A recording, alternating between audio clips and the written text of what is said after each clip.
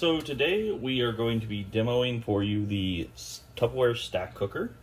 The stack cooker is this piece right here, and I'm going to go through and show you the pieces, and then I'm going to show you how to bake a cake in the microwave in 10 minutes. Okay, so I'm going to go ahead and show you the pieces of the stack cooker and how they all work. So the stack cooker comes with multiple levels because it's used for stack cooking. We do entire meals all in the microwave at one time in this. So we'll take the base right here, and I'll put in like some potatoes with water so that it'll cook the potatoes, and then I'll mash them up afterwards. And then I'll drop this middle tray in here, and that is actually, I'm just going to use this to collect the grease and stuff that comes off of the meat for the recipe that one of the recipes that I really like doing, which is a meatloaf. And then you can take the colander and you put your small individual sized meatloaves in there. It fits about 6 of them, and you just drop it in there so that as it cooks, the grease drains right down to the bottom. So you've got the colander there, and then you have this piece right here. This is either a lid, or you can flip it over and put it this way, and it can be another layer. So what I like to do is I like to flip it over, and I can put like broccoli or green beans, and I can cook that at the same time as I'm cooking everything else. And if you go with like the frozen broccoli or frozen green beans or any of the frozen veggies, it actually steam cooks it that way too. And then in addition to all those pieces, you have the 2 seals, so that when you have your leftovers, you can seal up these 2 parts right here. Obviously, you can't seal up the colander. It has holes in it, so that's not going to help you seal anything. But you can seal up these 2 right here and put your leftovers away. Now, I want to show you something real quick with the lid on this. So with this piece and with the deeper piece here, the lid has 2 positions when you're using it as a lid. You can either put it to where it's completely closed, which y'all can see that there, or if I turn it to where the handles are the other way, you can see it leaves a gap, and that allows for the steam and stuff to vent out depending on the recipe that you're doing. Okay, but what we're going to be doing today is we're going to be baking a cake. Okay, so to bake the cake, we're going to need to use our cone. So we have the cone that just rests in here. You can see there's a little lip right here, and the cone literally goes in there and it just rests right on that lip, and it creates a bundt pan. So now we can do a bundt cake in here, which is great for in the microwave because of how a microwave cooks. A bundt cake is going to cook nice and even.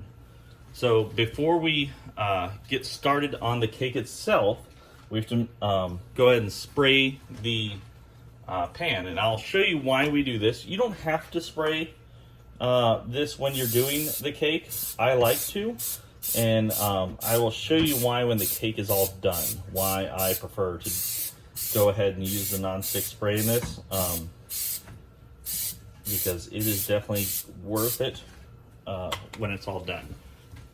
And that's my little surprise at the end of the video here for you to see. So but we're gonna go ahead and get started on getting our cake together.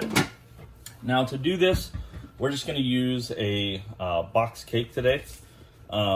You can do it with your cakes that you have that you want to make from scratch, but honestly, if you're making a cake from scratch, I'm probably never going to convince you to actually cook a cake in the microwave. Just get the box cake because the recipe works really good like this, and they honestly aren't that bad anyways. So we're going to pour the cake mix into our Power Chef system here, and we're going to go ahead and add in the other ingredients that the cake mix says. So this one, it calls for 3 eggs. I only grabbed 1 out, so let me grab 2 more. So we got to add 3 eggs in here.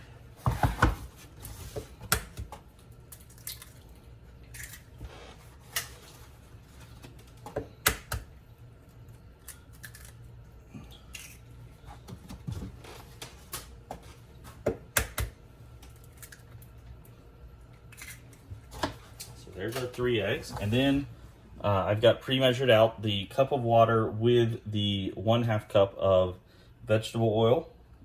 So we're gonna pour that into here as well.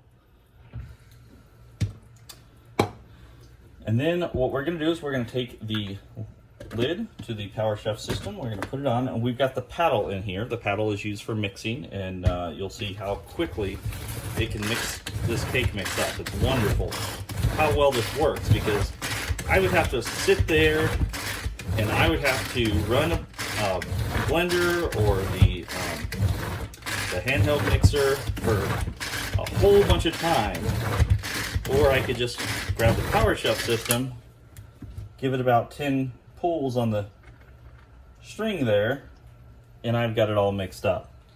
You can see that's mixed up. I'm going to double check it though, just to be sure, because sometimes the cake mix likes to get stuck to the side. It looks like it did good. We don't have any unmixed cake mix in there, so I will go ahead and pull out the paddle.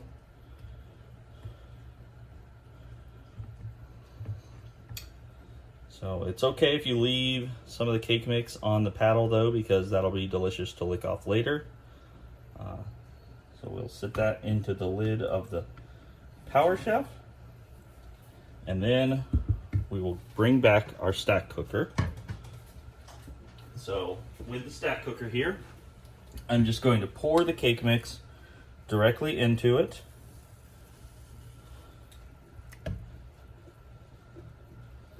And we're going to make sure we get as much of the cake mix in there as possible. We don't want to waste any of it. And to help with that, we're using our spatula. We've got several different types of spatulas over the years. So take a look in the catalog. We've got the silicone one in there that is really good for helping to get everything out of whatever it is you're doing, whether it be a cake mix or whether you got a jar of peanut butter you're wanting to get the last of the peanut butter out of. Really good for that. So let's go ahead, and what we're going to do is we're going to take this and we're going to put it into the microwave for 10 minutes. And what we're going to do when we put it in there is I'm going to take this lid though, I'm going to flip it upside down and sit that on there. It aids in how the airflow in the microwave works, and it helps it to cook more evenly when you do that. If it doesn't fit in your microwave, you can do it without it, but it just may take a couple more minutes to cook the cake. And I'll be right back to show you the finished product.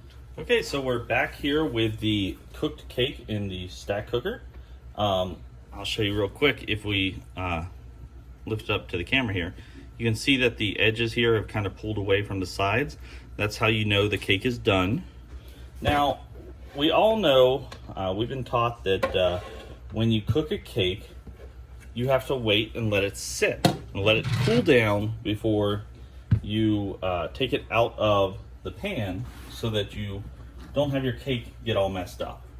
But the reason I sprayed the stack cooker with the non-stick spray is because when you do that, it aids the process in getting it out so much that you can literally flip it over and pull it out that quick.